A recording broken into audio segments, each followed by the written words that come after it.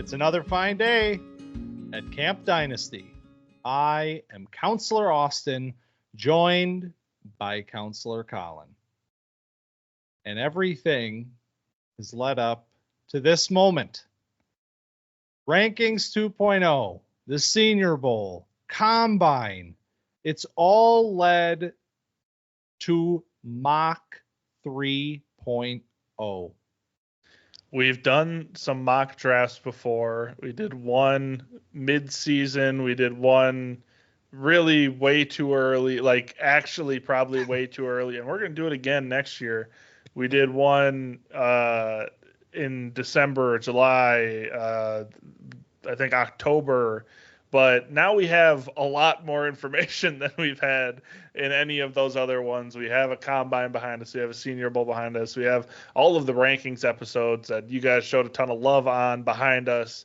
And it's all, like you said, come to this Mock 3.0.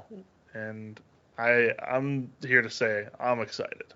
I'm so ready. The one we did in July, if you can believe that, we did hypothetical landing spots. Mm-hmm. I didn't even remember that. That one's a little funky if you go back and check it out. It's still a good time.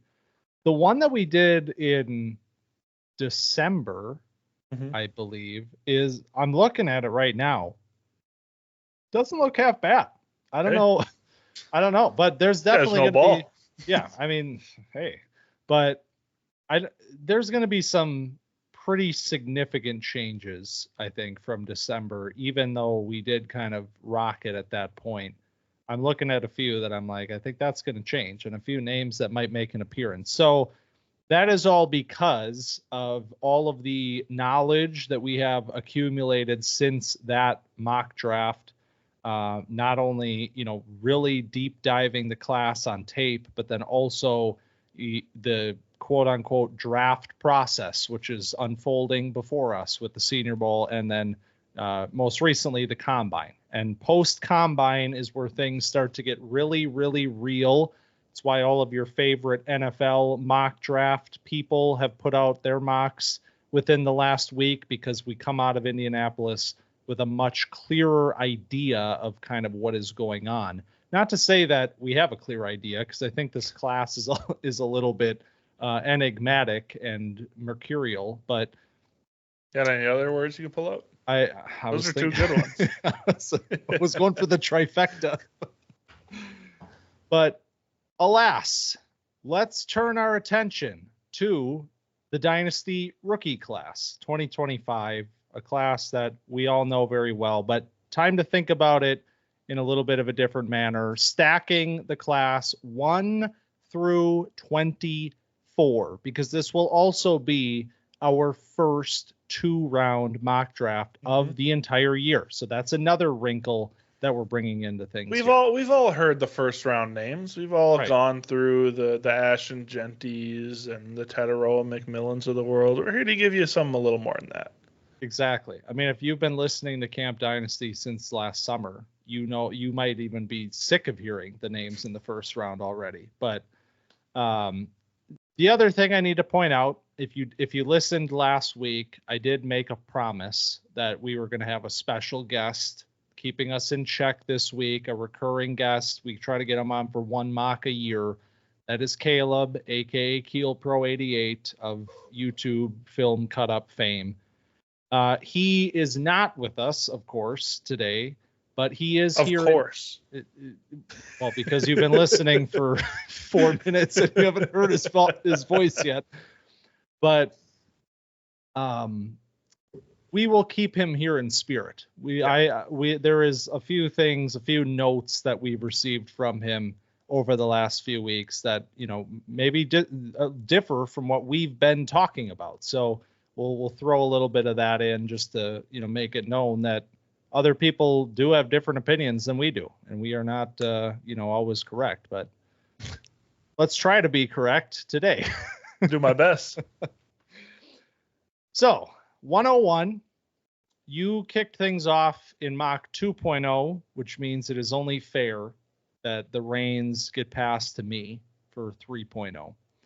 And nothing is changing with the first overall pick. In fact, if I look at my board right now, it is maybe one of the most sizable gaps, maybe the most sizable gap in the history of Camp Dynasty between the player I have on top of my board and the second player on my board. And that is because Ashton Jeanty is an elite talent at the running back position in a class that is very good, but nobody matches up to Jeanty in this class at all. There's no conversation here. Once upon a time, we were entertaining the idea of Travis Hunter potentially usurping Jeanty just based off of the fact that he would be playing both ways and he could break the game in our format, which is IDP. If you were starting a high-end wide receiver in your DB spot and also getting DB points on top of it, that could break the game. But I'm not going to bet on cheesiness. I'm not going to bet on Travis Hunter playing 100% of snaps in the NFL for an extended period of time because I don't think that's going to happen. So I'm going to take Ashton Jeanty, the best player in the class. Yeah, this one isn't really a discussion. And like we've said before, it's not a place we expected to end up. It's not really even close to a place that we expected to end up. We had other names at 101, preseason and at parts of the season, but Jeanty came running, took it, and hasn't looked back since. So, we got Jeanty here, 101. This was the easy pick. I'm glad that, I was a little upset that you're like, yeah, I'm taking 101 for this one. I was like, all right, we're not flipping the coin.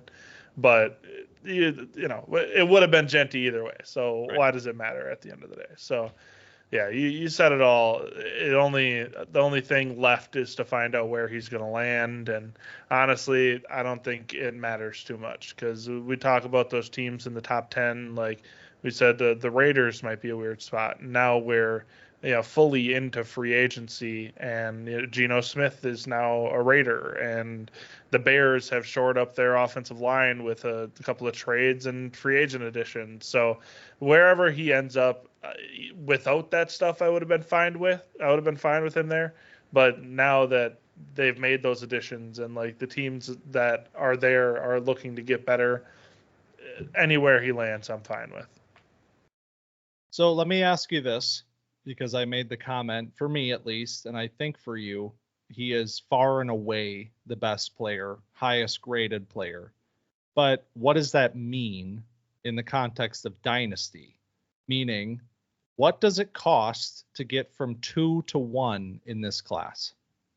Good question. I think you're obviously trading 2, you're trading probably like a future, maybe 2 future firsts, like maybe if you have a later one, you throw that on with whatever your next one is, and you throw that at them and hope they say yes, But at one point, you're like, why are you drafting if you're not going to take a guy like this, Yeah, no, it's funny because it feels like it's one of those, like the NFL trading up for a quarterback sort of a price, like where it's 3 firsts to get up the 1 or 2 spots. Yep. In this case, 1 spot, but that feels real to me. I mean, there's no way I'd be moving off of this pick for anything less than a future early first and a later pick in this class, bare minimum,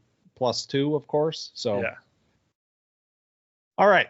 With that said, number 2, you control this spot. And last time, this is where the draft really begins. And I'm wondering if we do go a different direction in 3.0. Yeah, we will go in a different direction. The draft does open up here. I have, like we both said, number 1 is a tier of its own. Jeanty is head and shoulders above everyone else. Next up is a player that we're both very fond of, that I've grown more fond of, that you were fond of throughout the entire season, and even going back to last year, and it's Omarion Hampton. So Hampton, number 2. jumps all the wide receivers in this class, because before I think we've had McMillan here, I think we've had Travis Hunter here, but Omarion for me takes this number 2 spot with the production plus the tools plus the athleticism. The combine bump maybe is a thing, but I think we both felt kind of this way about this player anyway, where Hampton, I think I've comped to Jonathan Taylor. You've had some pretty lofty comps for him too. There is every once in a while he has some vision problems, but outside of that, I think he's a damn good running back, a really good guy that could be a bell cow in an offense. So whether or not like you think the wide receivers should be higher and like in the IDP format, like maybe you could argue Travis Hunter should be here, but in most leagues, most formats, I think you'd be very happy at number 2 with Omarion Hampton, because he's the kind of guy that you can just slot in as a high level dynasty asset into your running back slot. And in a year without Ashton Jeanty, I think Hampton is just one of those guys, one of the blue chip guys that you are almost like tanking to get 101 and get Hampton. But in this year, you got the other guy, so you don't really need it. But Hampton comfortably for me is at 2. Yeah, I think that's where we are right now. He went number 3 in 2.0, but I think, coming off of the combine, obviously there's a lot of momentum behind the name, potentially even a name that's going to get into the first round of the NFL draft, which in the case of running backs, that is always, something that's going to put you very high up on a board. Even if I do right now, looking at my board, have a player above Hampton in this spot. But I have no arguments here. Love the player, have loved him through the process, and I think he's only helped himself. So speaking of pick number 3, I mentioned I have a player above Hampton on my board right now. But I also have a player that I'm still not sure what to do with. I'm still trying to figure out how to feel about him. And that it's Travis Hunter, of course, because I'm starting to think that I have graded the wide receiver class as wide receivers. And in doing so, I don't know that the grade on the page right now reflects the total grade of a player like Travis Hunter. So in that case, I think Travis Hunter probably is the next highest grade on my board. The problem is I still don't know that I can trust taking him this high. And we still don't have the answers to that question, which would make this a very risky selection. And I'm talking through it live. Yeah. Because I don't know what to do. If you don't take him here, he's going with the next pick. Just so you know. Yeah. I'm going to take him. I'm going to take Travis Hunter. This is a new one for me.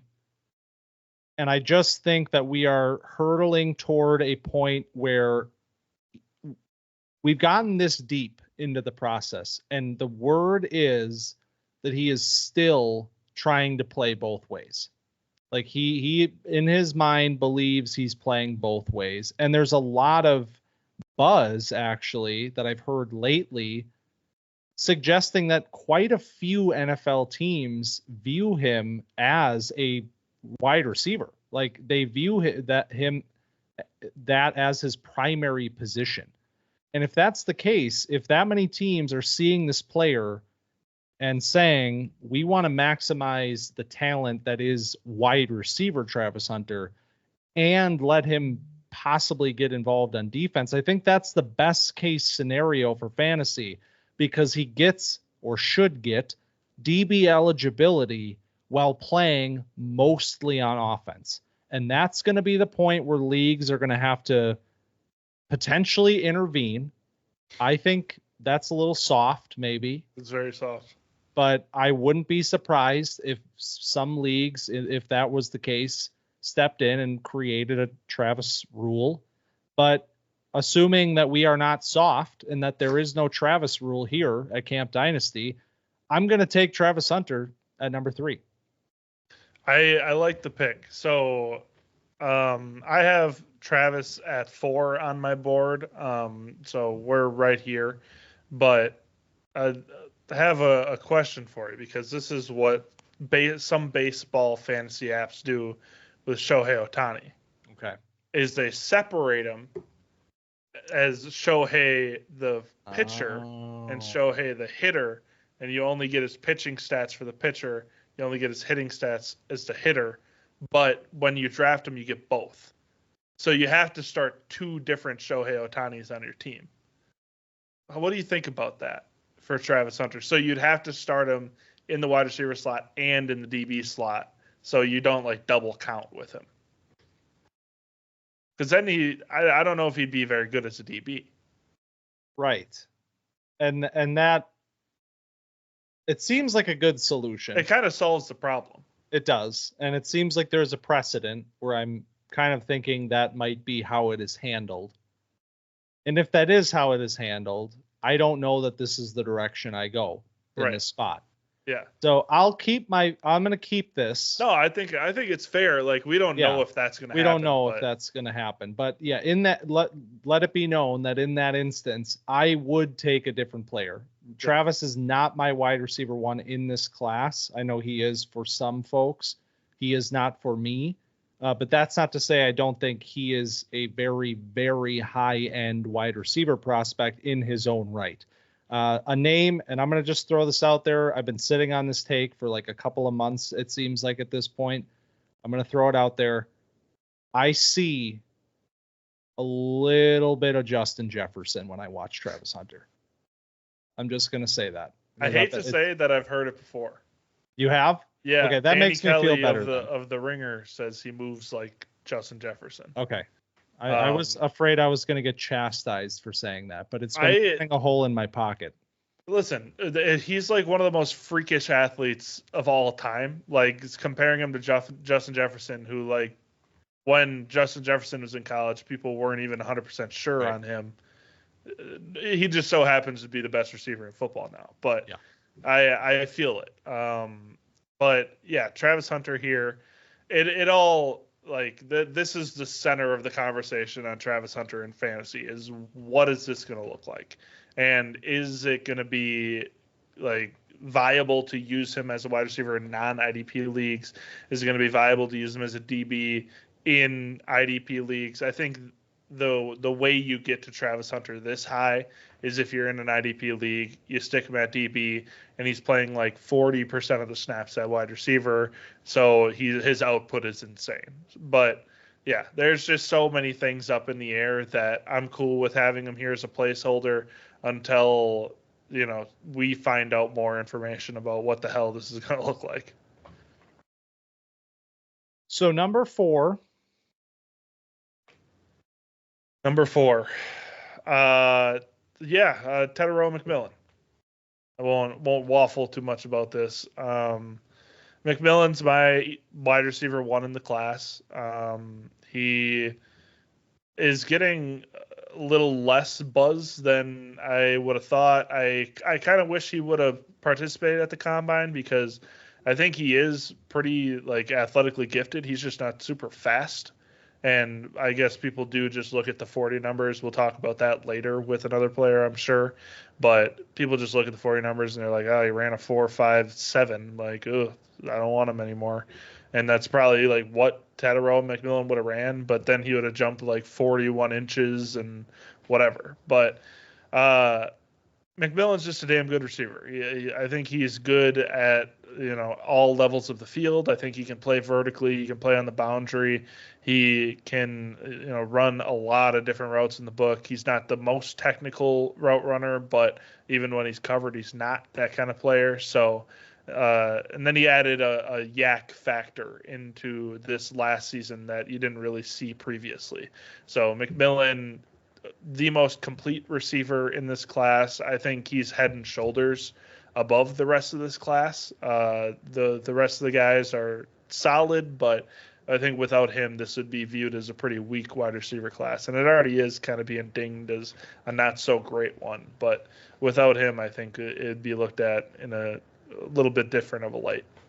Yeah, I agree with you. We've been on the same page with McMillan for the entirety of the process, and it does feel like,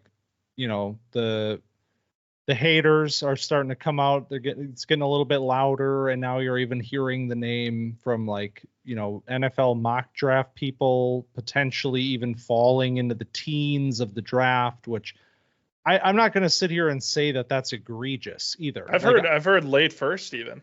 Well, and that's that. I know that's when it starts to be against, okay. It's because my grade on him is not some wicked top 10 talent at the position, but I do have him more in that middle of the first range. So if that is where he were to fall, I don't hate it. I just think that in the class, he ends up going higher than that just because there's needs, and he is, in our opinion, the best wide receiver in the class. I will say, just to kind of color in the lines a little bit here, Travis Hunter, I feel like part of the problem there, because I said the exact same thing on 2.0. I said McMillan is head and shoulders to me the best wide receiver on film this year. I think part of the problem with Hunter is that the evaluation is not complete because of how he was used at Colorado. Yeah. So it's very hard when you're talking about a player that is minimally projected in McMillan versus a player like Hunter, where you see it, you can see that in there, but you don't get to see it all on film. So it becomes a little bit harder then to talk yourself into, putting some big stamp on a guy like that when there is a lot to, he's going to have to do a lot more in the NFL. I think he can do it, but McMillan's just doing that kind of stuff already. So I'm with you. I like this. I, almost stuck him at number 3. So, right. Yeah, I think that's where we're at. I think also if you're dynasty team and you're needing a receiver and you're around this range, try to trade up. I think we both kind of hammered it home enough where you're needy at wide receiver.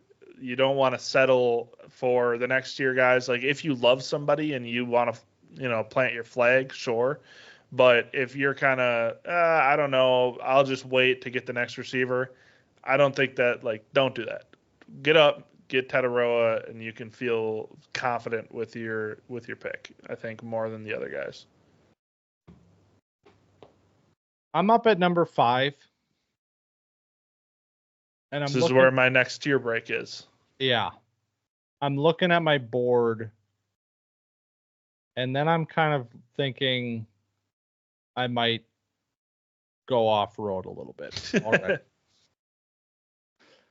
Because I just don't know if there's a player that I want on my fantasy team more than Tyler Warren right now. Wow. All right. I have him in this tier, so I have him towards the bottom of this tier for me.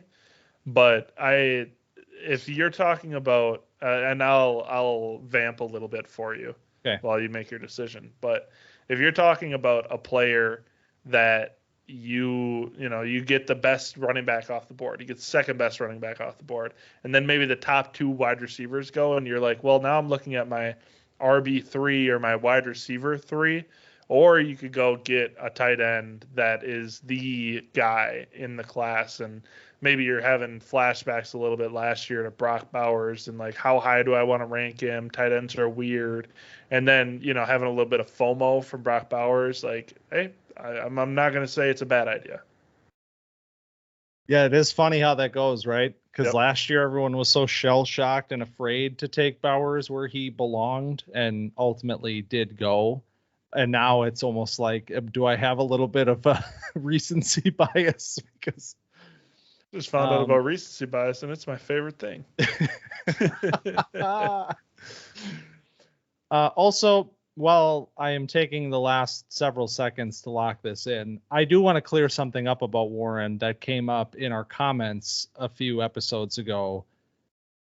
There was some confusion about how old Warren is. Yeah. And with a lot of these prospects that happens because nobody really puts it out there. Yes, it can be very difficult to find, and it took me a long time to find Warren's, and I saw what this commenter, whose name I don't have readily available, but I saw the date of birth that they were referencing, which was 2000, meaning he would be 25, and that is incorrect. His date of birth is May of 2002. So he will turn 23 the month after he's drafted, which is still older, but it's not 25. Yeah. It's it's very significant in terms of 2 years means a lot in Dynasty, of course. So Derek. Commenter Derek. Yes. Thank you for pointing that out and reigniting my desire to get to the bottom of this. And now it's just readily available on the top of Google. When you search Tyler Warren DOB, they put it up there in the big letters. I don't know who found it, but thanks to them. He found it. Derek followed up. In the comments. And really? Said, update. I was wrong. It's fine, but shout out. I missed that. Fact check yourself. Not a lot of people do that. Seriously, I'm sorry that I made this about me, Derek. This is about you. Thank you for doing that. But anyway,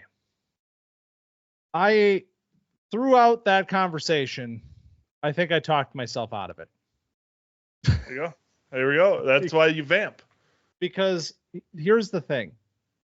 I have a board in front of me. Why am I already feeling the need to go crazy? It's because I love Tyler Warren, but I also love Kaleb Johnson, and I'm going to take him here at number 5. I am not going to get wrapped up in this negative vibe that has followed from the combine with Johnson, where it seems like everybody just wants to talk about any running back in this class that isn't Kaleb Johnson, because he is the one that didn't put up the crazy athletic testing numbers. And I'm not going to fall for it. And he was still good at the combine. I hate to say it. And he was great. We watched him. He was excellent. And so I'm not going to get wrapped up in all this. I say this every year. We're all humans. It's very easy to get wrapped up in the emotional journey of the draft process. And when there's so many opinions out there, and it does bleed in, no matter how much film you watch, no matter how much you spend talking about these guys like we do, it does bleed in. I'm not going to let it bleed in. My board says Kaleb Johnson, and I'm taking him at number 5.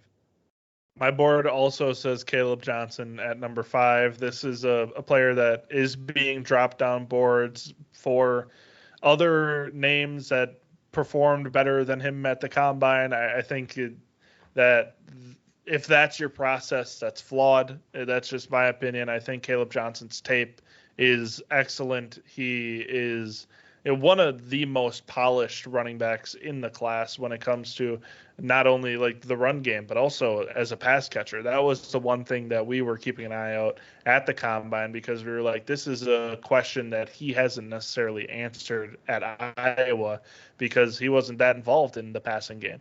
And then, you go and see him in the passing game drills and he looks better than I might have expected. It wasn't perfect, but it was definitely this guy can be a viable pass catcher in the league. So I mean, there's no reason to not have Kaleb Johnson this high. And if you're knocking him for whatever his 40 time ended up being, it's just I don't love how that happens, because you don't really see him do that on tape. And that's why we go to the combine, and that's why you watch the numbers to see if they are doing something different than what you're seeing on tape. And that's the case for some other players. That wasn't the case for Kaleb Johnson. He's a strong player that is a one-cut back that, can shrug through tackles, that can hit a hole hard and maybe turn on the burners early and beat an angle before like the safety can accelerate, but he's not going to, outrun a guy just straight up. And that's kind of what you see with the 4 or 5, whatever, that he ran at the combine. It's what we expected. It's what it ended up being. And that's okay. But I think Kaleb Johnson is, the most polished, the smoothest back in this tier that we have here. I'm glad we spend so much time together and see these classes so similarly so that you can be there for me when I need you to tell me that Kaleb Johnson is 105. Damn it. Damn right. And Quinshon Judkins is 106. Whoa, there it is. Yep. So this is another Ohio State running back, might be up here on other people's boards. I've loved Judkins. I fell in love 2 years. Let me tell a story. I was sitting at this computer watching an Ole Miss game, and I fell in love with number 1 out of the backfield. I said, you know what? This guy's going to be 101 in 2025. And he's not 101. And people seem to have dropped him down the board. But here we are at 106, and I think we're getting a little bit of a steal. And that's mostly due to the fact that this is an insanely good running back class. I think that's the big and the small of it, is Judkins is available because these other guys are so great. Because Judkins, being the elusive runner that he was at Ole Miss, being the change of direction god that we saw with some power, and then coming to Ohio State, and as we know, TreVeyon Henderson is the agility guy, the speed guy, the lightning, open, if you will. I was going to get there. I'm sorry. I'm sorry. Right. The lightning to Quinshon Judkins' thunder. Now we kind of forgot about who Judkins was in the past and what ability he might have in the tank still if he's let loose on NFL offense as a lead back. So I still love this player. Every time I revisit the tape, I'm like, man, I don't know why I ever thought of this player lower than I do here, but this might be my like flag plant guy, as I'm going to rank him higher than I think anybody else. Yeah, I did the thing that I hinted at last week. I have this tier of backs all graded the same. I have this tie, and I've been moving them around through the process. And Quinshon is currently sitting atop of this next group for me. So he is my RB4 at this point in time, and I wouldn't expect much to change because nothing is going to really affect this from here on out. So I'm with you. The combine was a great reminder of how special he looked last 2 years ago at Ole Miss, coming, off of that year and watching his tape in the summertime and us coming here being like, this is the dude. Lost maybe a little bit of that, but as we learned, it was not due to any sort of athletic regressions. I think mostly maybe a scheme thing or some other factor influencing what we saw from Quinshon this year. And it's not like this was a bad season of film for him. This was another excellent year. Just a bit of a different situation with the two-headed attack that Ohio State had. So, and we knew this was going to happen. Yes, this is all we talked about in the preseason. Is I don't know how high we had him in the preseason, but I'm sure it was a little higher than this. Maybe right around here, but we were like, hey, don't drop him down your board just because he gets some suppressed production at Ohio State when we know he's going to be splitting the backfield with a very talented running back in TreVeyon Henderson. Like, don't do that. And it seems like that's just the exact effect that this year had for Judkins. In our summer mock draft, Quinshon went first overall. Okay. Because his landing spot was the Bengals. Hey. And I believe he was a first round pick. So I'm in. Hey. Why not? Why not? All right. So Quinshon off the board. And I don't know that I can do what I just did and then not take Tyler Warren. So, which, to be fair, this is where I'm at. I'm going to take Tyler Warren at number 7. I feel like this is a great spot for him in this class. I think, 5 wouldn't be out of the question. I think it would maybe be a little bit rich.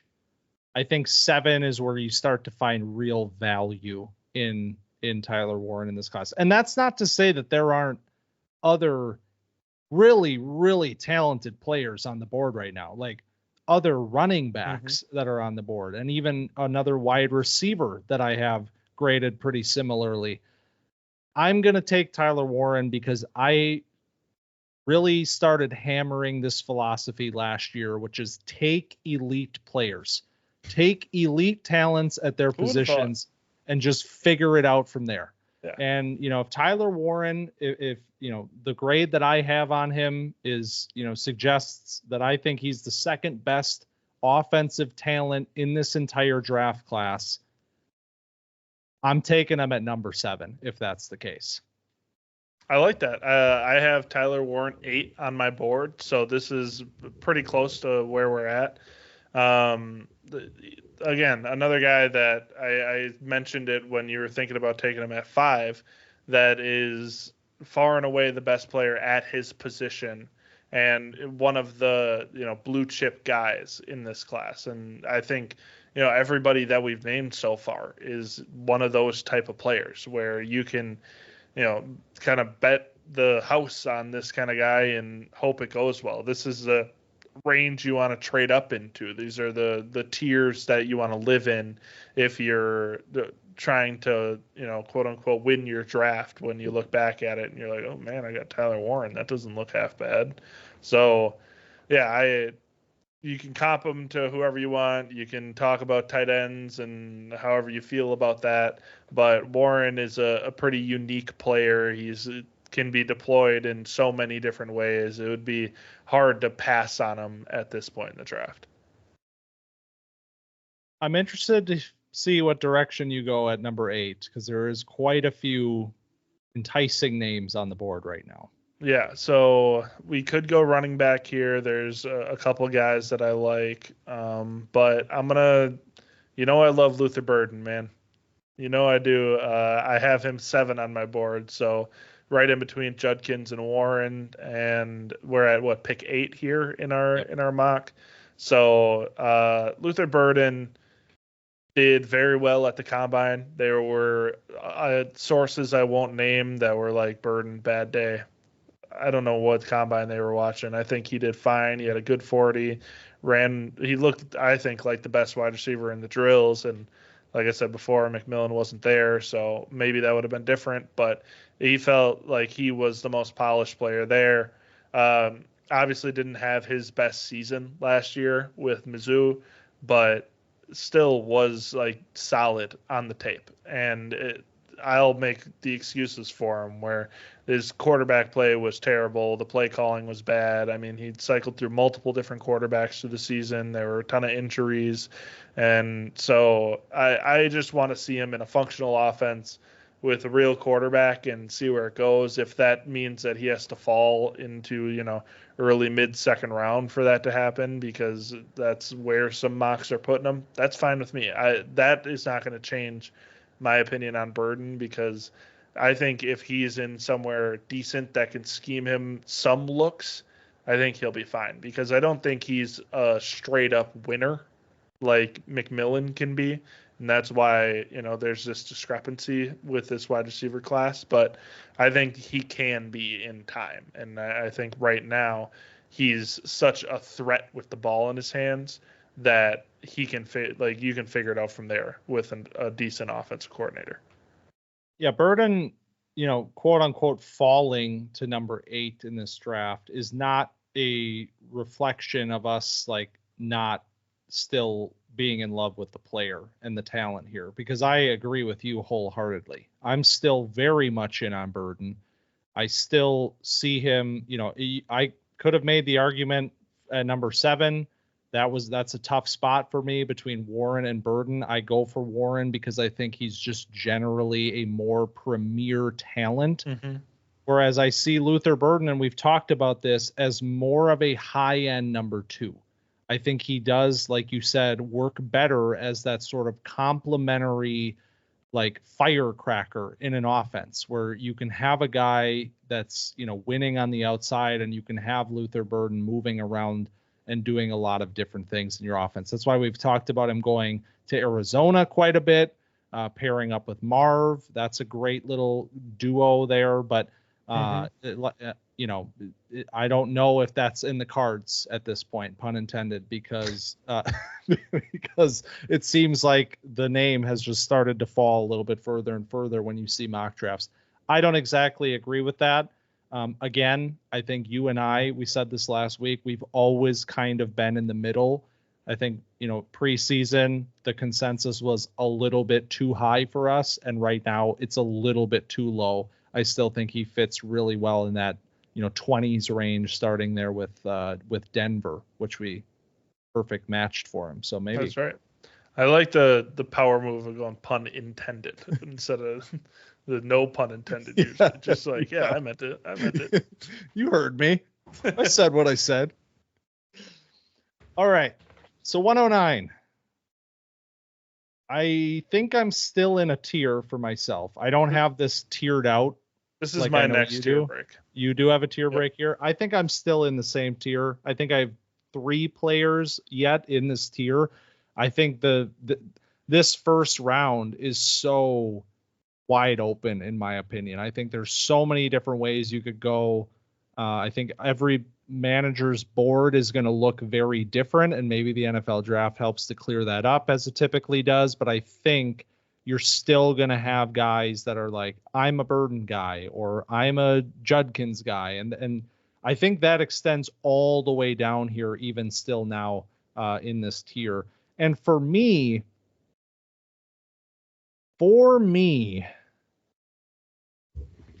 I think...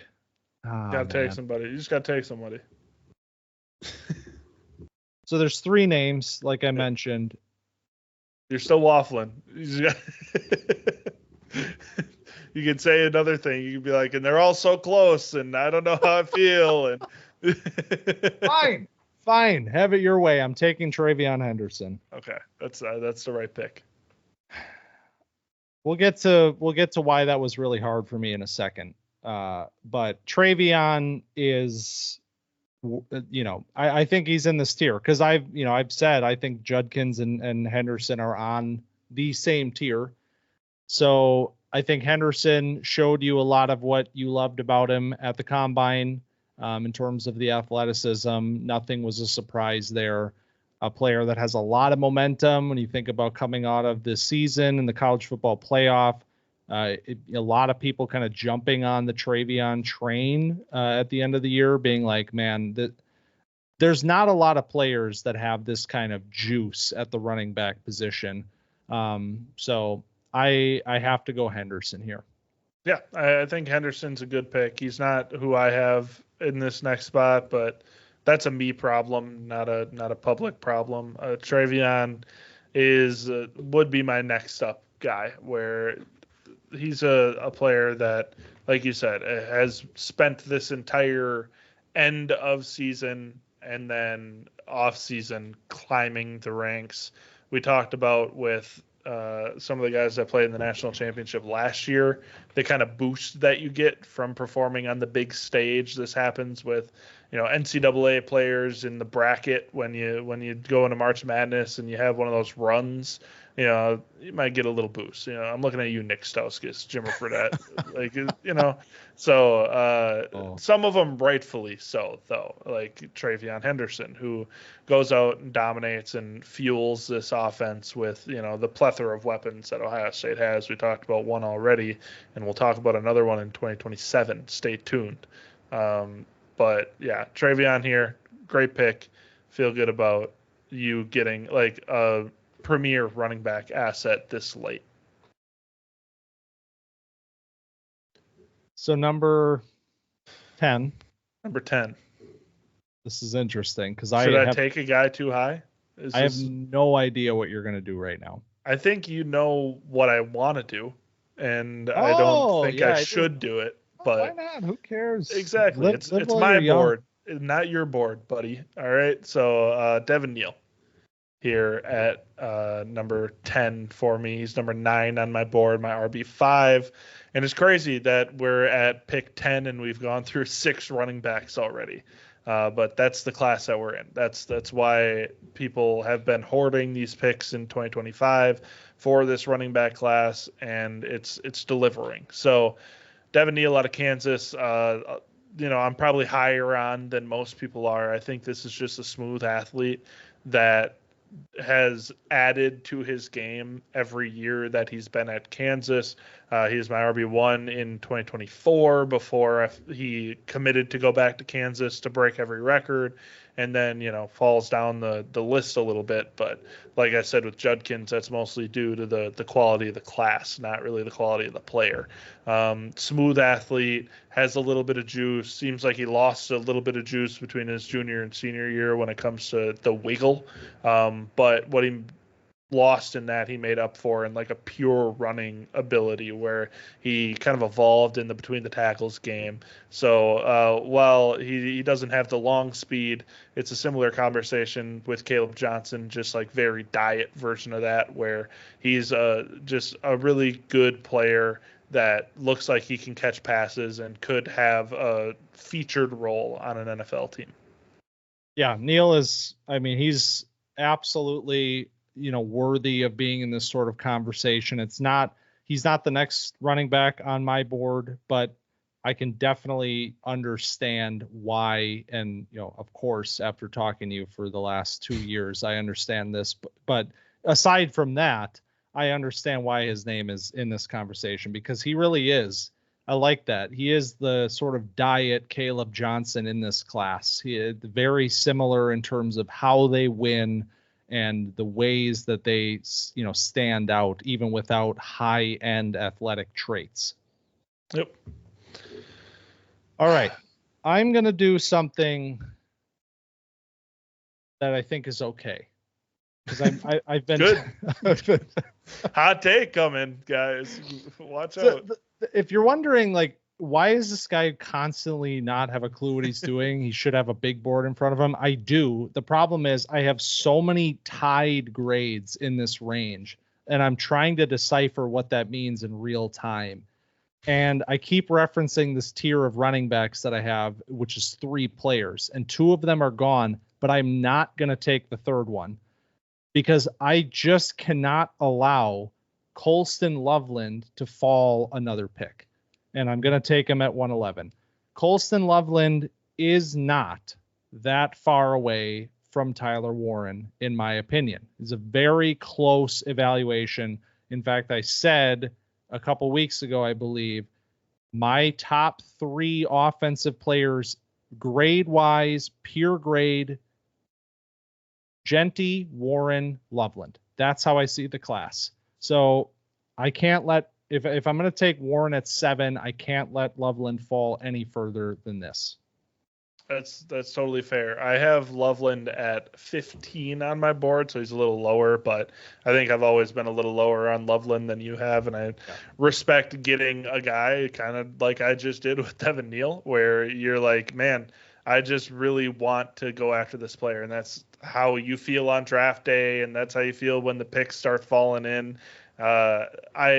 I feel like I approach it different than you, where I lay out my board, and I'm like, I'm going to stick to it no matter what, and we'll see what happens. But I like the vibes pick of like, man, my guy is here, I'm going to go get him.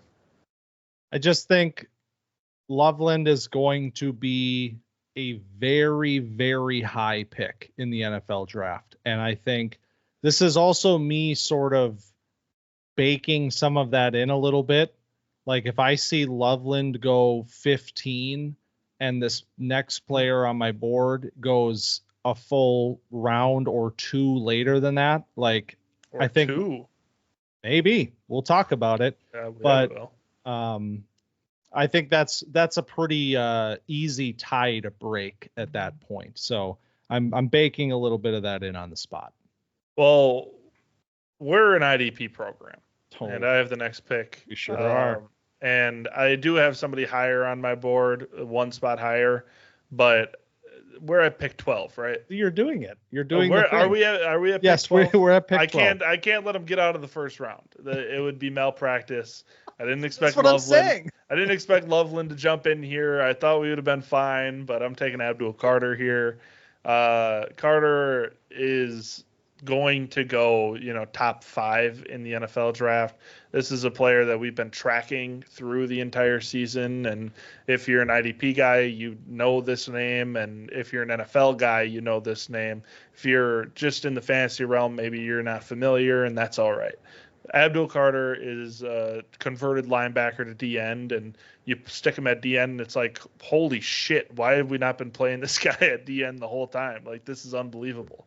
So that's where we're at with Abdul Carter. He's a freak athlete that now plays D end at a pretty high level, and he's only been doing it for a year.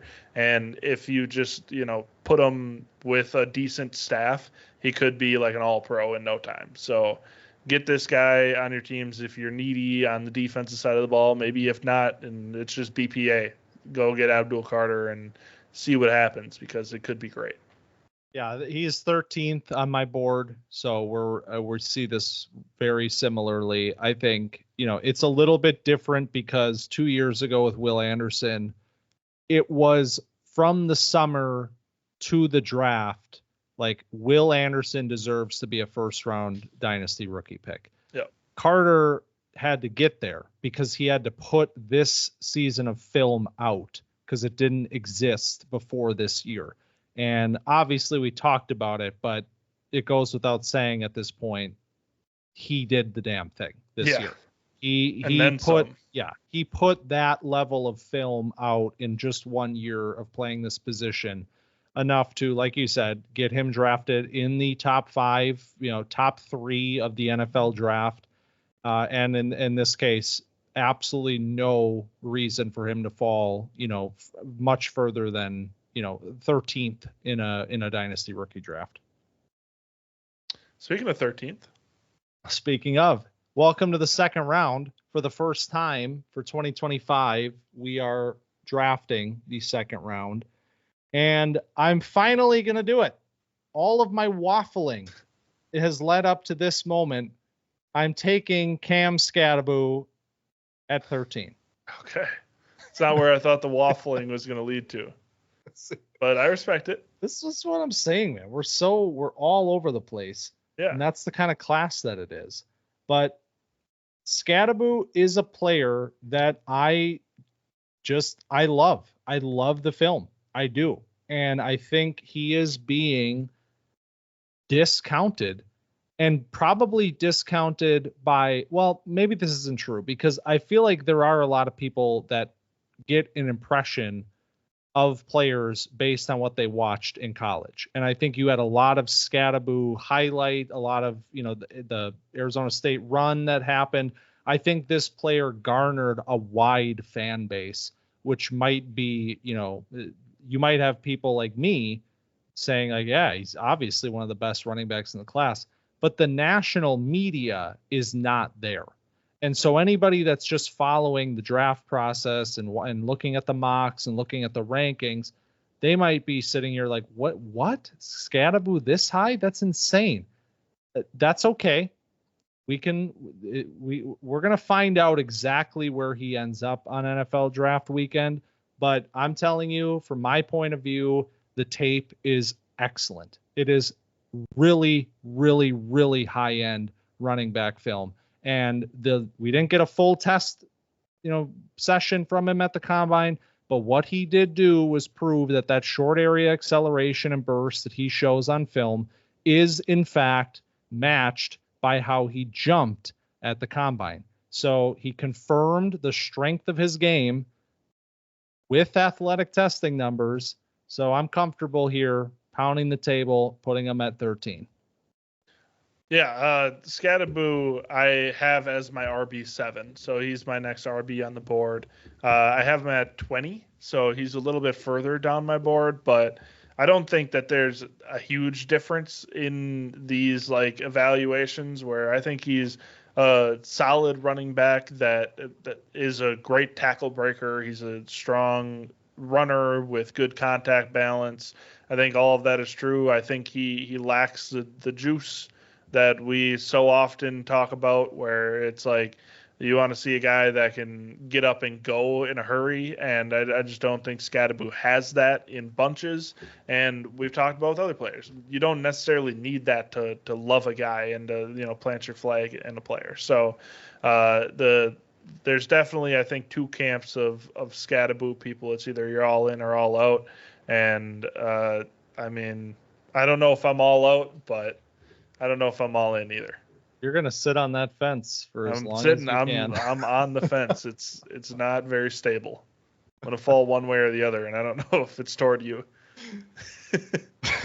Damn it! All right, pick 14. Emeka Egbuka. I had him. Oh, shit. You forgot about him. I was wondering why you had Skattebo this high, and that's okay. You were pulling people over from your positional rankings. You lost them. I didn't lose him. I just overlooked him. I will say it is very close. It's not egregious that I would have done this. So no. I have him at 11. This is who I would have picked instead of Abdul Carter if I didn't have a narrative to push. But here we are. Emeka Egbuka, there's a world where he's the first wide receiver off the board. That's what I've heard in some reporting. I don't think that should happen. But if it does, like, this is he's probably going to jump up in your dynasty drafts just because, the people are going to be like, yeah, I'm going to take the Ohio State guy that went, 17 overall. Hey, more power to you. He's a good player. Egbuka, he blocks well, so he can play all the time. He's a really nice slot player. He runs really solid routes. He's a strong player. He's pretty good after the catch. I would like him to be better after the catch. I think that's something that you and I have talked about a lot, where we wanted him to be like this big slot player that you can get the ball in his hands and he can break a tackle or two. Doesn't seem to happen as much as you want, but I think he's a very good technical number 2 in an NFL offense. I think that's what you can plant your flag on. We were saying Houston's a good spot. Reunite him with C.J. Stroud. I'm still in on that. Yeah, that's one of my favorite fits of the entire class when we think about what matches up in terms of where the player is going to get drafted and what spot does he fit in the best. I feel like that's such a perfect match. And I really hope that it happens. Yeah, I do. Full hand up here. Like, I'm not going to sugarcoat it. Like, I love Egbuka. I should have taken him earlier. That's on me. You have, you get together on Dynasty draft night. You might have a few drinks, and all of a sudden you might forget what you're doing on draft night. Who got drafted? Wouldn't be the He's first still on time. the board? I need Cam Skattebo right now. Yeah. Like, I need air. And I'm not going to say I haven't been, but no, Egbuka is a player that I think, this also is not egregious that he fell to this range. I think when it's said and done, he's going to be a first round pick in the NFL draft. And I think that's going to get him, tacked on to that late quarter of the first round in most dynasty rookie drafts. But yeah, you and I have loved this player's game for years. We did think the 2024 film maybe left something to be desired. It certainly was not his best season. Still thinking about that 2022 film when he looked like that JSN dude. Yeah, he was going to be a top 3 pick that year. I don't think we've seen that, but I don't think that means that it's not there anymore. Yep, I agree. JSN. How many targets is he getting this year? 400? 500 Sam Darnold targets? Is that worth anything? Oh, that's right. Man, free agency. That's all weird. Happening. Najee Harris to the Chargers. That's the latest one. Yeah, I kind of love it. Yeah. I mean, buy Najee Harris. Is that real? Absolutely. I'm going to send a trade after this. All right, pick number 15, 203. And at this point, I'm going to very diligently look at my board.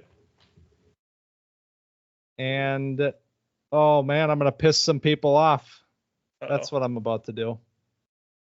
Yeah, I'm going to do it. I'm going to take Jayden Higgins. Ooh. Yep. I like it. If you're listening to this, and if your name is Kaleb, and you are very upset that you should be here, buddy. Sorry. I went back. We'll talk about it. This is a take that I am very comfortable with at this point. I'm locking this in. Jayden Higgins is my next wide receiver in this class. I love what I saw last weekend from him, really proving that he does have some pretty high-end athleticism to go with what I thought was very good film from this last year. We've talked about it a lot. Maybe a little bit more of that power slot sort of player versus what you'd expect from him at this size or how he was used even at Iowa State this last year. But I don't think that is as limiting as I once did. I don't think he is as limited to that role as I once did. I think there is that versatility there with him, given that he's proving over the last, month or two, going to the Senior Bowl and looking like a notch above the rest, going to the Combine being one of the most athletic wide receivers there. I think he's proving that there's a lot more to his game than maybe I even initially gave him credit for, and I liked him quite a bit. So I'm pretty comfortable here with Higgins at 15. Yeah, Higgins, I have at 17 on my board, so we're not super far away. I think you kind of summed it up with Higgins. He's a really good athlete that doesn't always show it on the field, but when he does, it's great flashes, and he's really good working in the middle of the field. He's a great crossing route player. He's pretty solid vertically. I think he can run a reasonable variety of routes for his size. But yeah, he's definitely a weapon that can be deployed in a lot of offenses. He could be, your motion guy. He could be your backfield, get him the ball and let him, break a tackle or two because he's got that in his bag. So I do like Higgins here. I like Higgins a lot. It's a little higher than I'm at, but I'm still okay with it. Same tier for me. I'll say that. Yeah. So who do you have up next then? Now this is where I'm between two players, and I don't know if I think I'm going to go with my head over my heart on this one, since I went with my heart over my head last time. I'm going to go Matthew Golden here. Yep. So he's my wide receiver 6. He's my 14th ranked player. Golden is impressive. He's my type. I'll say that. The type of player that I like, where he's a smooth athlete. He's a good route runner. He's not the most consistent player, and he didn't show, like we said, oh my God, the Combine, because the Combine was nuts.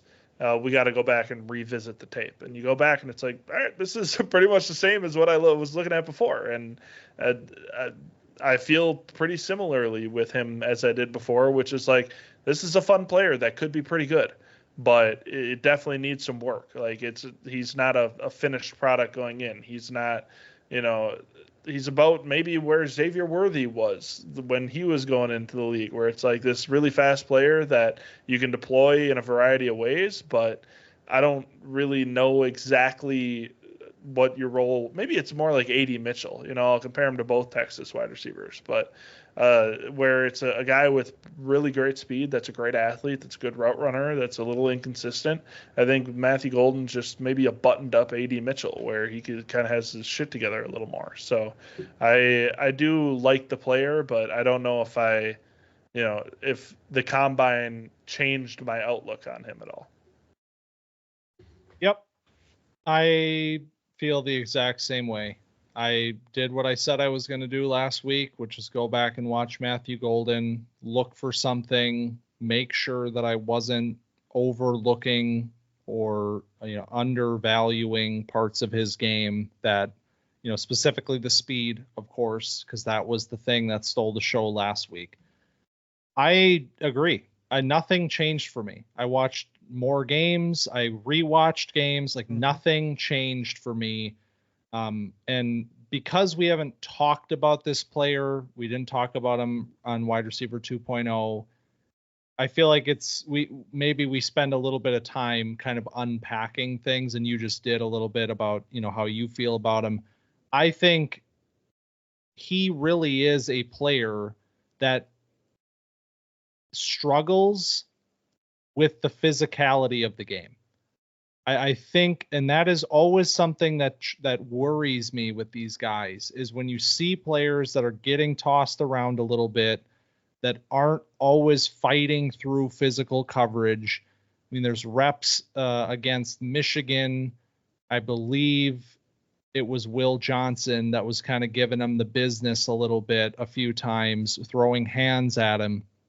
And that's the kind Will Johnson gives a lot of people the business. And that's true. To be fair. But that's true. And Will Johnson is going to be a top 15 pick in this draft. And Matthew Golden is being talked about like a top 15 pick is right now. And that's just not how I see this. I'm going to say something that I think might be a little bit controversial. I think he's being overrated as a route runner. Yeah. I think the narrative with Matthew Golden right now is that he is an elite route runner right now. That is his big calling card. And then, oh my God, he put up 4.29 to match that. That's insane. And that's how you start talking about him as wide receiver 1. And that's how you start talking about him in the top 15. I think he's a good route runner. Solid.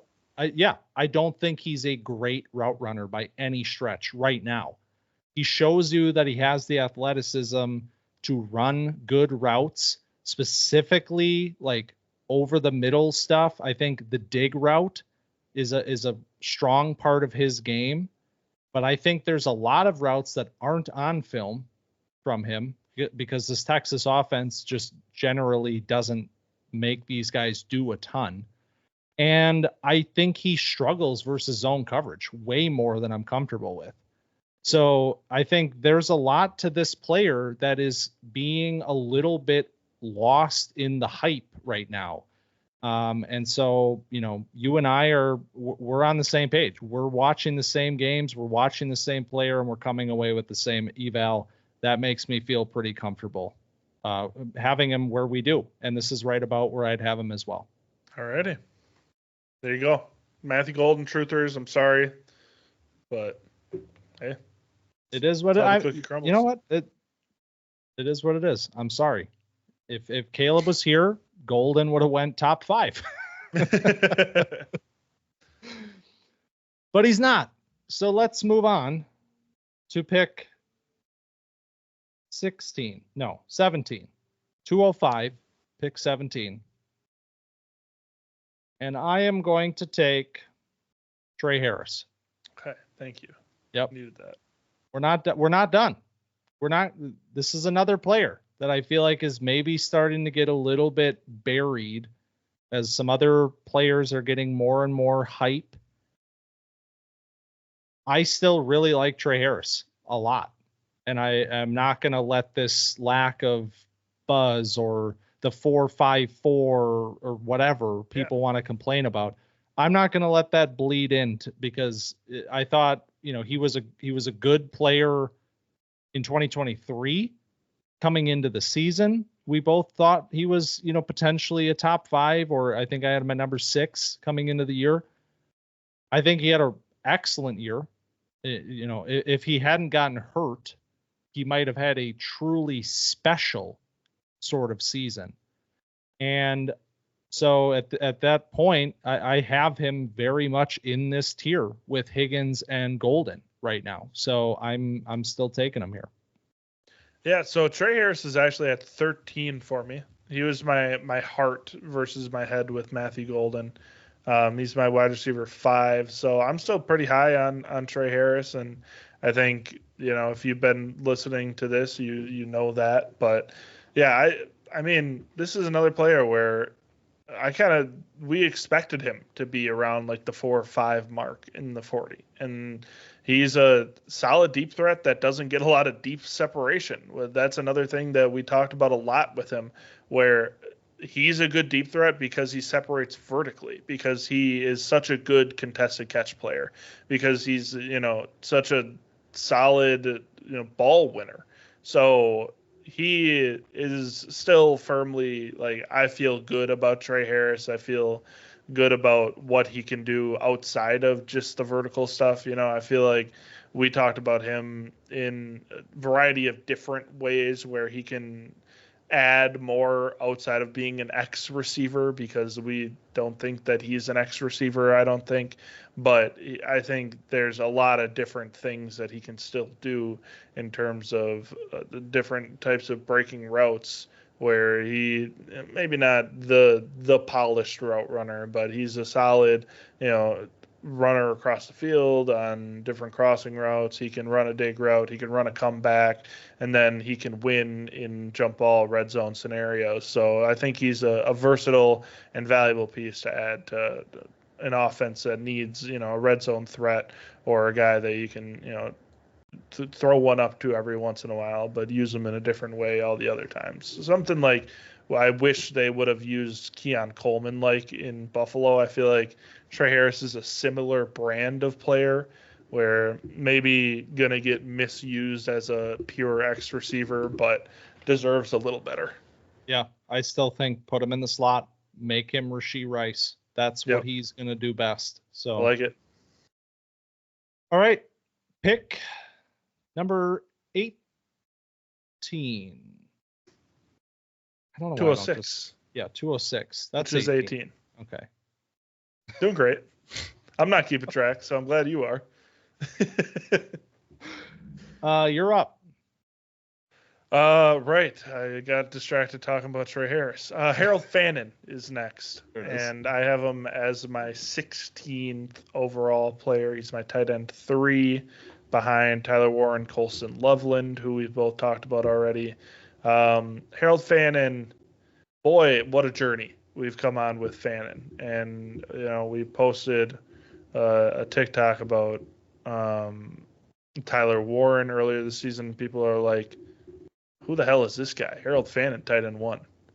And now we're at the point where people hate Harold Fannin. We've come full circle on the take carousel. But we still, I think watching the tape on Fannin will give you the answers on how you end up feeling about Fannin. And the highlights are extremely good. And it's a sexy player that does a lot of things really well. He's basically a running back with the ball in his hands, which I've said many times is the most important thing to me, is can you break that first tackle as a tight end? And Fannin can do that. Now, the trouble comes in with, like, the running form is a little odd, but it works for him. And then the route running left a lot to be desired, I think, with a guy that has amassed this kind of stat line and gotten the attention to Bowling Green that he did. Fannin still, like, I didn't love the man beating stuff. The zone stuff was all right. I wanted it to be better again, but it's still, like, I'll keep coming back to, like, he made it work. So I'm not going to sit here and say, like, oh, he can't win against zone, because that's just frankly not true. And, like, he can't win against man. He can. It's just, like, I wished it was better. And with a player like this, super young, and seems to be, like, pretty polished for how young he is. And I think, like, with proper coaching and, like, a good scheme, he can be extremely productive. I just think the dominoes kind of have to fall in the right way for Fannin to be a real NFL tight end, because he's also pretty undersized and a little bit underdeveloped as a blocker. I know people like to say Fannin's a great blocker. He's okay. Yeah, I know we talk a lot about age, and I think you coming into this year said you were going to start caring about age way less. Mm-hmm. I think I agree with that, and I've started to kind of feel the same way. But I will point out that Harold Fannin is over 2 years, just over 2 years younger than Tyler Warren. So that's a pretty he's the same age as Kyle Pitts. Exactly. That's a significant difference. And especially when you talk about a player here that is obviously still developing and growing, and yet even when you say that, was able to put up the sorts of numbers that he did. Historic, record-breaking numbers this season. So I think he is going to be a more specialized player early in his NFL career, if he's on the field at all, which he very well might not be. And that might just be okay for a couple of seasons while he develops. But yeah, I mean, I'm with you. I still love Harold Fannin. Very impressive. You know, the backstory here as well. Like, this is a Cinderella story through and through. So I am fully rooting for Fannin to prove any of the doubters wrong at this point. Mm-hmm. All right. I am going back to IDPs. Nice. That's because I was going next. There's going to be, I think, this range of the draft, maybe a little bit later, tail end of the second into the third, I think is going to be very rich for IDP. I don't know if we're there in a vacuum yet, because a lot of that is going to come, as we always say, after the NFL draft, when landing spots are known and we get a sense for where these players are going to be playing. But in this case, I am very comfortable selecting Jihaad Campbell at this point. Abdul Carter goes number 12 as the best D-line player, and here we get the best linebacker in Campbell, a player that, you know, maybe does end up being a first-round pick in the NFL, and maybe even not a late first-round pick, depending on who you talk to and which mock draft you read. And in that case, it's pretty easy to make the argument for him as a high-end dynasty linebacker option, and especially considering the show that he put on in Indy last week. So I'm a big fan of the value here of Campbell. I just want to say, the Rams wire, Tyler Greenewalt, disappointed in you. So Georgia linebacker Jihaad Campbell. Can't do that. Figure it out, man. Come on. But Alabama linebacker Jihaad Campbell, great player. He's definitely, you know, you can go back to the IDP rankings if you want to hear the full thoughts on that player. Timestamps on there, so you don't got to listen to the whole thing if you just want to hear about Jihaad. But a good thing that he did here was 26 overall to the Rams, Jihaad Campbell. Talk about the draft capital thing.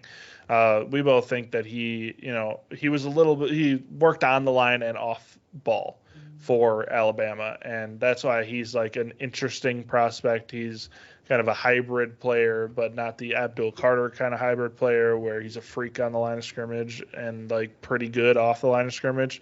He's like pretty solid at both. I think we kind of had some questions of where might he end up, and I think the draft community sees him and GM see him as an off-ball linebacker that can like maybe sub in every once in a while, you know, good blitzing linebacker, a guy that can come off the edge every once in a while, but mainly plays that off-ball role. And he is just like flying around the field, getting sideline to sideline, hawking people down, making tackles that frankly, like, you shouldn't be able to get there kind of tackles. And he has better size than I expect him to have. So I'm all in on this pick. He is 18 on my board, so we're doing pretty good there. And you are up with pick 20. Pick 20, and I'm going to go with the number 19 player on my board, my wide receiver 8, Jaylin Noel. Yeah. So Noel Hive stand up. You and me are proud members of it. People are probably higher than this on Noel because of, you know, the type of player he is. Again, my kind of player with Noel. He's a kind of thinner route running. He could take the top off every once in a while. I don't know how Iowa State didn't like break the record for most passing yards with Higgins and Noel on this team. I mean, like, I got to figure out who their quarterback is so I can slander him at some point. But I love this wide receiver core. I love how Noel looked, and he also was dominant in the combine. Like that was a guy that stood out, that made those like wow plays.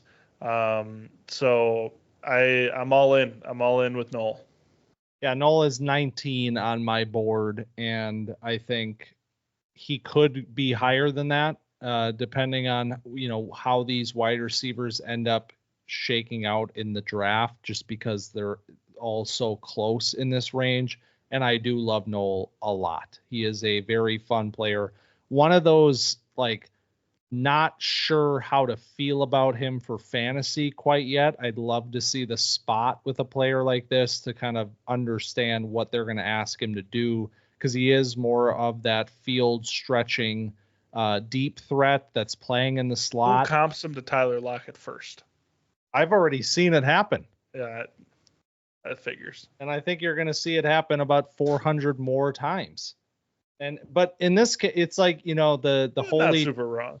The holy trinity of comps, which is Tyler Lockett, Deebo Samuel, and T. Higgins. Yep. I feel like this one, you could get away with saying Tyler Lockett. I don't hate it. Just like I can say T. Higgins for Tetairoa McMillan. Yeah. So who's Deebo? Luther? Do we have all of them in this class? I mean, diet Deebo. Yeah. So, yeah. But anyway, love this pick. Love Jaylin Noel. Rocco Becht, you're on my shit list, buddy. That's the Iowa State quarterback.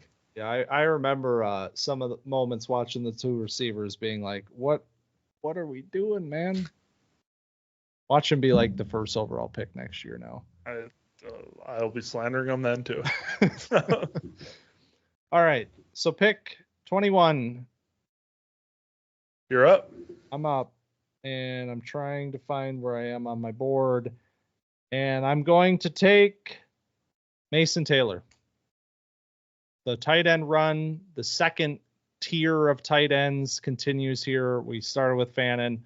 Mason Taylor, not far behind. Like IDPs, I do think this late second, early third is going to be a sweet spot for tight ends as well. I'd expect Taylor to be a second-round pick in the NFL draft. I think he is very, very talented. You could make an argument. I don't have this currently, but I think you could make the argument for him as tight end 3 over Harold Fannin. It's very close between those two. So I'm going to go Taylor here. Yeah, I like Taylor here. I have Taylor at 23, so a little, not too far off here. He's my tight end 4. Sorry, Gunnar Helm. We had a moment. It's gone. The Taylor, really was smooth at the combine. He ran the gauntlet really well, but the tape really stood out of his play at LSU.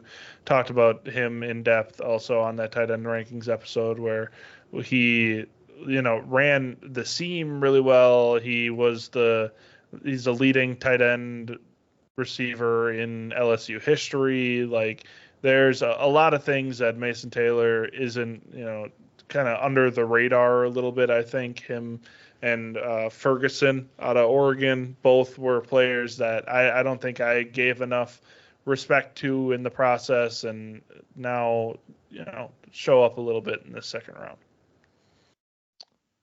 Pick 22.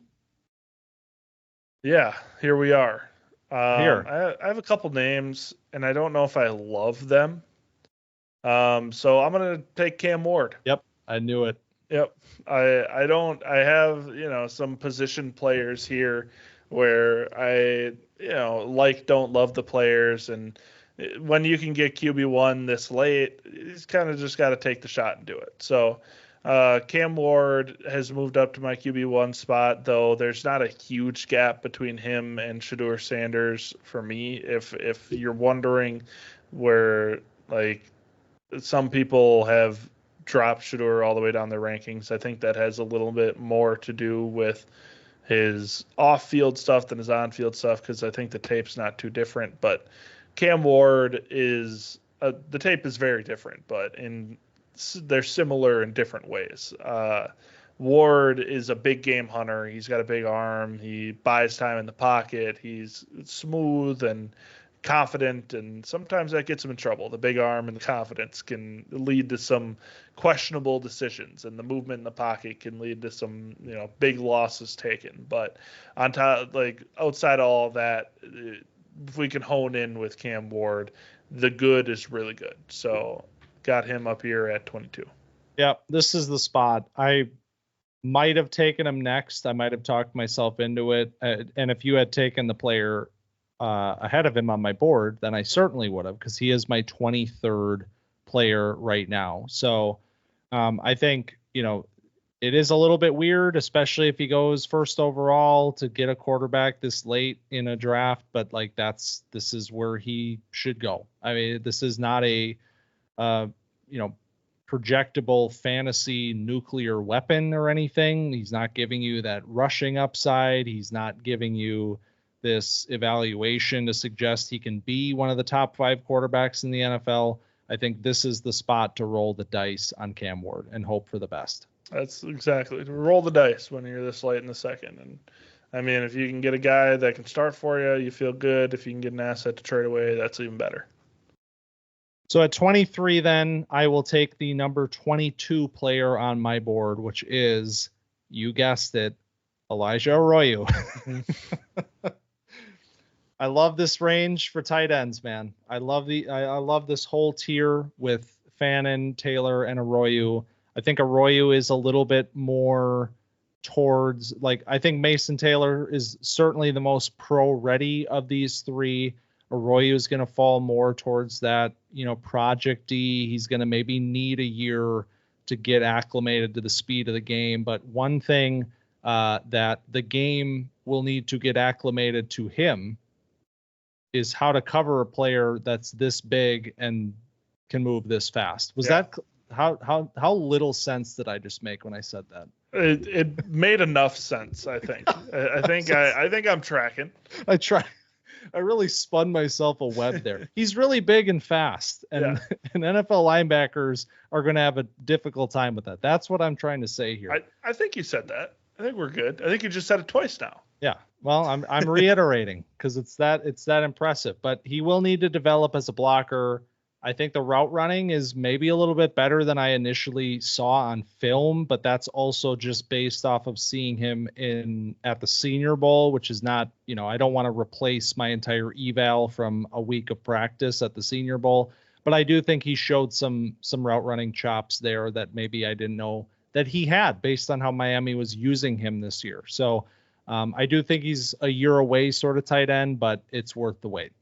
Yeah, I think that what you said at the end there is pretty spot on. He might be a year away, but the athletic ability that he has could mean you're in for a treat if you have the time to wait, if you have the roster space to wait with a player like this, because I mean, get him with a decent mind on offense and he can, roll out and catch, those little bubble screens. Get him on the, here we go. You ready? I'm ready. Dallas Goedert's successor. Ooh. And just throw him a couple bubble screens and let him actually have a guy that can run instead of, Dallas Goedert, who is great and breaks those tackles, but just run past him instead. I think Howie Roseman's going to cook again. Is that what you're telling me? When does he not? The guy's got all the ingredients you could have in a kitchen. He's like, you know what? You get a little bit of saffron. Ooh. All right. We've made it to the end. Pick 24, the final pick. You only have one more chance to shout out a guy that you want to include in this mock, so make it count. This is the hardest pick because it's kind of about who do I not include, right? More than about who do I take, because Arroyo is not in my 20. He's actually my 25th ranked player, so he's not in my 24th. So I still have 2 players left on my board that I am thinking about taking, and I'm going to go with my number 21 player, my RB8, Bhayshul Tuten. Ooh. So Bhayshul Tuten, there's some people that are irresponsibly high on Bhayshul Tuten, but I think that a player with the athleticism and the tape that Tuten has belongs in a top 24. He's a guy that we liked. I think you liked maybe a little more than me even. And then, you go to the combine, you kind of blown away with the athleticism that this player has, with the athleticism this player has. And you go back into the tape, kind of like we did with Golden. And I'm like, well, what am I missing? What am I missing with this guy? And I just feel like he was a little more polished than I thought he was, and had obviously has the speed and the burst that you want out of a guy, and the type of player that could end up in one of these Shanahan-McVay schemes and go nuclear, whether that's through a handcuff role or, straight up as a starter if he ends up somewhere that needs running back badly. So I'm going Tuten here at number 24 to close out the second round. Damn, I love it. Riding the wave off the combine. Like you said, the tape is impressive. I'm not quite this high on him, but I can understand where you're coming from, because I think this range is where the running back class really starts to open up. Mm-hmm. And I think there's going to be a lot of different names here. Guys are going to pound the table for their favorite players in this tier. So I love it. Bhayshul Tuten, baby. Hokies. Oh, yeah. And that is 2 rounds. And there's a lot of other impressive players that we haven't called their names yet. So it's the sort of year, I think, where if you have those thirds, if you have those fourths, and you're playing IDP, you're going to be feeling pretty good, in particular because there's a lot of IDPs yet to be selected that are going to be first round picks at the D-line spot for sure, with some really fun DBs and linebackers still to come. We did not get Starks. We did not get Eamon. Those are players that are going to be in this very next range for me at the top of the third. All of those edge guys, and then a litany of skill guys. Like your Bhayshul Tuten is my DJ Giddens, and that's who I'm locking in on at the top of the third as well. So any players for you that you want to shout out? Isaiah Bond is the only other top 24 player that I didn't mention here as a honorable mention. Dylan Sampson is a player that I like out of Tennessee. But outside of that, I mean, like Shador is going to be a player to keep tabs on as you go. Jackson Dart's getting a lot of, top of the first round buzz, and like, we overlooked Bo Nix last year. I don't want to make the same mistake with Jackson Dart if he ends up going like number 4 overall or whatever, number 3 overall to the Giants. And it's like, okay, but I didn't like Jackson Dart. Well, if he's a starting quarterback, you have to give him another look. So those are a couple names. Yeah, and I'll also include Elikayo Manor because he is in this range for me, and we haven't talked a ton about him, but I do see him kind of right here at the top of the third as well. So Kyle Williams. I mean, there's a lot of names. Yeah, we just said like 12 names. So now we're already into the fourth round. I mean, that's what kind of class we're talking about. Of course, those, questions and tiers will become a little bit clearer post NFL draft, as they always do. It's very easy to get, caught up in the names in a vacuum and the evaluations being so tight and wide open. And then, guys start coming off the board on day 3 and you're like, all right, well, we'll push them down the board. But for right now, I think this is a pretty good look at where we sit in terms of the 2025 rookie class. And I have a strong inkling that there's going to be a lot of people that disagree pretty significantly with some of the choices we made. And I think that goes back to what we said at the top of the show, which is that this is an incredibly dynamic draft this year. Did you write it down as we went? Yes, I did. Can you run through it? Oh, sure. So mock 3.0 at Camp Dynasty.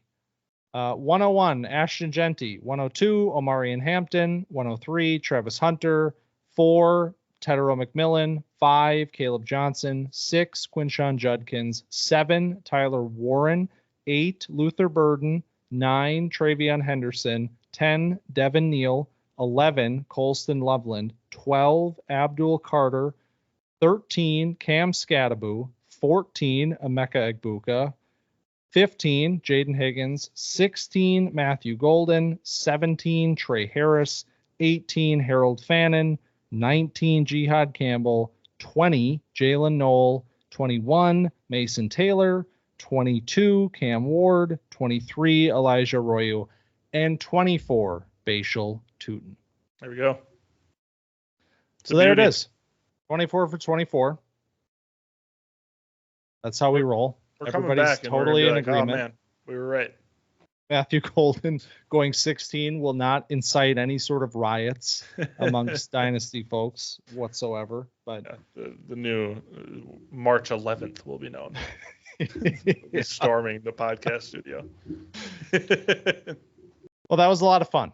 This is always one of my favorite pods because we come off of the combine. We've sort of stacked the board, minor tweaks here and there, and it's been almost 4 months since we've done this. So things have changed pretty significantly for sure.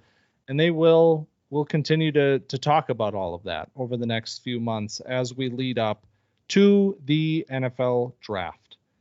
Next week, what can we expect? It's a good question. I'm looking for it.